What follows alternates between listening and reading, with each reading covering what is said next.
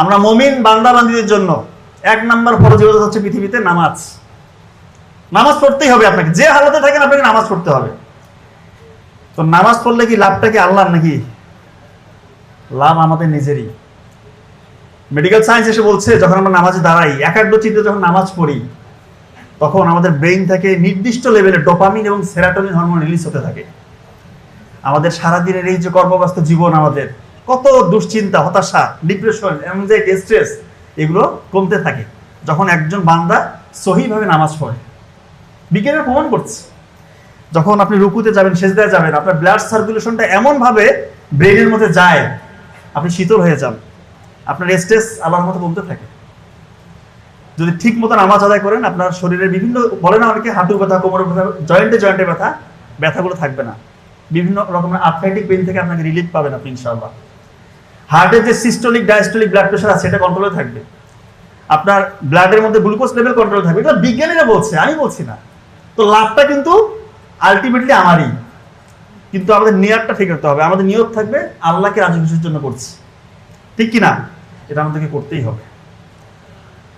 তো অনেকে বলে যে স্যার নামাজে দাঁড়াই, মনোযোগ আসে না, দুশ্চিন্তা, যত রকমের চিন্তা এসে নামাজের সময় এসে চেপে ধরে। মনে হয় চিন্তার জটগুলো খুলতে থাকে নামাজে দাঁড়াইলে।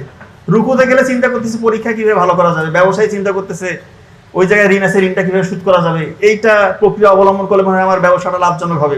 এই চিন্তাগুলো আসে, মানে নামাজে দাঁড়ালে শয়তান এই চিন্তাগুলো দেয়। তো নামাজে আপনি মনোযোগ বাড়াতে যাচ্ছেন, আবার অনেকে এটাও বলে যে সেজদায় গিয়ে কতদিন হয়েছে চোখের পানি আসে না। চোখের পানি কোথা থেকে আসবে? গোপন গুনাহে যারা লিপ্ত, চোখের পানি আসা সম্ভব না। এত সহজ না ব্যাপারটা। আপনার মন যা চাচ্ছে তাই করছেন, আল্লাহকে তোয়াক্কা করছেন না। আল্লাহকে বুড়ো আঙুল দিয়ে আপনি প্রতিনিয়ত শয়তানের দাসত্ব করছেন, আবার বলছেন যে চোখে কেন পানি আসে না।